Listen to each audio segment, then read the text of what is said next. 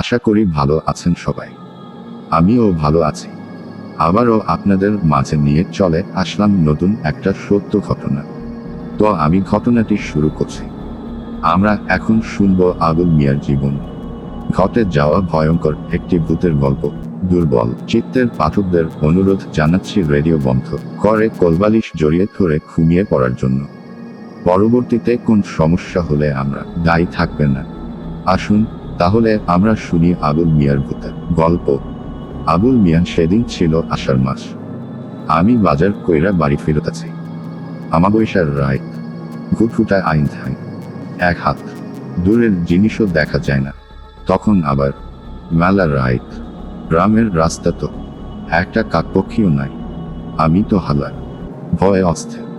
বিভিন্ন সূরা দোয়া পড়তে পড়তে হাঁটুতাছি। আমার হাতে ছিল দুইখান ইলিশ মাছ, 650 টাকা দিয়া কিনা। হালায় দাম চাইছিল 2000। আমি কইছি থাপ্পড় দিয়া তোর দাঁত ফালায়া দিমু হারামজাদা, চিনোস আমারে। যাই হোক, রাত্রের বেলা ইলিশ মাছ নিয়া বাড়ি ফেরত আছি। ইলিশ মাছ আবার তেনাগো বিশেষ পছন্দের জিনিস। সেই কারণে আমার ডর আরো বাইরে গেল। অবশ্য এখনকার ইলিশে আগের সেই গন্ধ আর স্বাদও নাই। ইলিশ আনতেনে আমার নানা যান। আহারে কি গন্ধ, কি টেস্ট! আয়না নানিরে কইতেন। ও করিমের মা। উপস্থাপক আমরা সে গল্প না হয় আরেকদিন শুনবো। আমরা মূল গল্পে ফিরে আসি।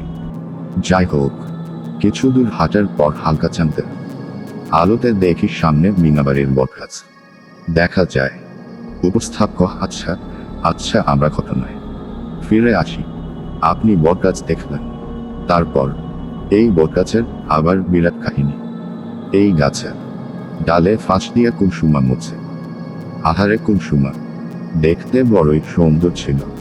স্কুলে আইতে চাইতে কুলসুমের সাথে রং তামাশা করতাম। টুনির মা কইয়া ডাক দিতাম। কুলসুম কিছু কইত না, ডরে তার মুখ দিয়া কথাই বাইর হইত না। খিক খিক খিক।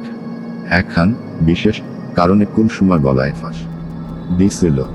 সেই কথা আপনেরে আলগা কইরা কোনো তয় সেই দিন কুলসুমার কথা মনে হইতে আমি বুঝলাম ডর কি জিনিস। 3 বার সূরা ইখলাস পইরা হাঁটা দিলাম।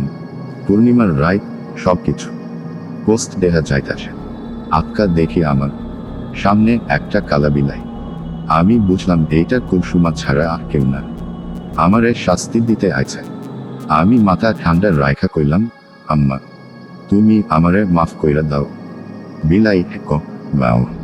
বড়ই আজীব ব্যাপার। এইদিকে ভাদ্র মাসের গরমে আমি ঘামে ভিজা যুবযুবা। আমি কুলসুমা বিলাই রে কইলাম, আমি আর জিন্দেগিতে কোন মায়ের দিকে চোখ তুইলা তাকামু না, কেউরে মিস কল দিমু না। মাস করো আম্মা, বাড়ি চাইতে দাও। কুলসুমা ক মাও চিন্তা করছেন অবস্থা। এমন সময় শুনি পেছনে বেটা মাইনসের গলার আওয়াজ। আমি আপনাদের অনুষ্ঠানের মতো কইরা ডাক দিলাম, ক্যাডা ক্যাডা ওনে। আওয়াজ আইল, জি আমি রহিম। ভালা আছেন নি ভাই? রহিম রে দেখা আমার জানে শান্তি আইল, আবার লগের ডরও লাগলো। এত রাইতে রহিম এইখানে কি করে? সামনে তাকা দেখি কুলসুমা কালা বিলাই নাই। তখন আমার মনের সন্দেহ আরো বাইরে গেল। তাইলে কি বিলাইটা রহিমের রূপ ধইরা আইল? আমি তাকা দেখি আমাদের রহিমের মতো। এই রহিমের শৈলের রং ধলা না, কালা। বিলাইয়ের রঙও কালা আছিল। কুলসুমার গায়ের রঙও কালা আছিল। দুয়ে দুয়ে ছাই হইতে সময় লাগলো না। তবে আমি যে ভয় পাইছি সেইটা রহিম না কুলসুমার আপনা রে মতেও বুঝবার দিলাম না। একবার যদি ব্যাটা টের পায় আমি ভয় পাইছি, ব্যাটা আমার খান মটকাইয়া খাইব। আমি জোরে জোরে হাঁটতে থাকলাম, লগে সূরা পড়তে থাকলাম। বাড়ি আমার আরো মিনিট 10 পথ। কেমতে যে চাই যত সূরা মুখস্থ আছে সব পড়া শুরু করলাম। এইদিকে রহিম আমার পিছ পিছ হাঁটাচ্ছে। রহিমের সাথে হালকা গল্প করা শুরু করলাম। এর মধ্যে 2 বার রহিম জিগাইল আমার ব্যাগের মধ্যে কি। আমি কিছু কইলাম না।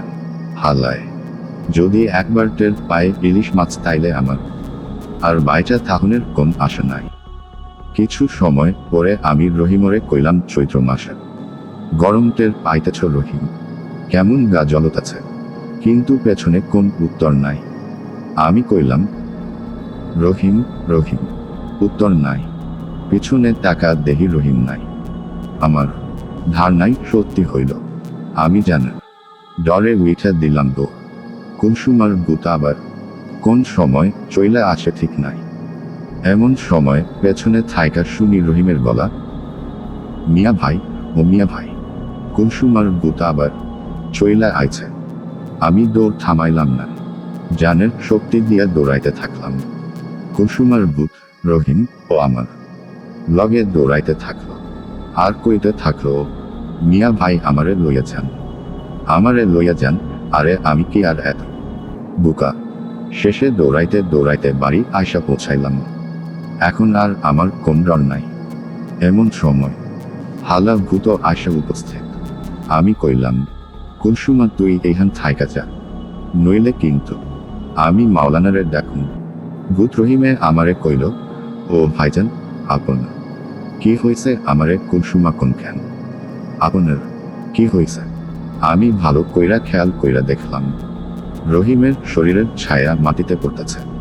তার মানে এইটা ভূত না, ভূতের শরীরে কোন ছায়া থাকে না। বুঝলাম এইটা আসলেই রহিম, কুলসুমার ভূত না। আমি রহিমরে কইলাম, আমার পিছু থাইকা আক্কা তুই গেছিলি কই? রহিম শর্মের হাসি দিয়া কইল, মুততে গেছিলাম ভাই, ক্ষেতের ধারে। আমি আবার কইলাম, শালা কইয়া যাবি না? রহিম কইল, কেমনে কমো ভাই, মুতার কথা কইতে শরম লাগে, কিন্তু আপনি তো দিলেন কেন? কি হয়েছিল? আমি আর সত্য ঘটনা কইলাম না। আমি কইলাম, কিছু না, মনে হয় কুলসুমারে দেখছিলাম তাই দৌড় দিলাম। রহিম রাগ কইরা বলে, তাই বইলা আমারে রাইখা দৌড় দিবেন? যে ভয়টা পাইছিলাম। যাই হোক, আমারে একখান লুঙ্গি দেন। আমি জিগাইলাম, লুঙ্গি চাস কেন? রহিম আবারও শর্মের হাসি দিয়া কইল, ভাই, অর্ধেক কামের মাঝে আপনি উইঠা দিলেন দৌড়। আমিও দিলাম দৌড়, বাকি অর্ধেক। দৌড়াইতে দৌড়াইতেই রহিম আর কিছু কইতে পারল না। শরমে তার মুখ লাল হইয়া আছে। আমি কইলাম, ছি রহিম, তুই এত ডরাস? তোরে আমার ছোট ভাই হিসেবে পরিচয় দিতেই লজ্জা করব।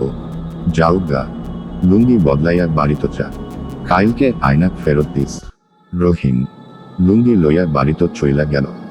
আমি ওই ঘটনার কথা মনে কইরা হাসতে হাসতে বিছানায় শুইতে গেলাম। বৈশাখ মাস, হঠাৎ কইরা ঝড় তুফান শুরু হইল। আমি খেতা মুড়ি দিয়া আরামসে ঘুমাইতে গেলাম। আর ভাইবা দেখলাম, রহিম যদি সময় মতো না আইতো তাইলে ওই কুলসুমার ভূত কালা বিলাইটা আমারে জানে মাইরা ফেলতো। কার দয়ে বাইচা আইসিকে জানে।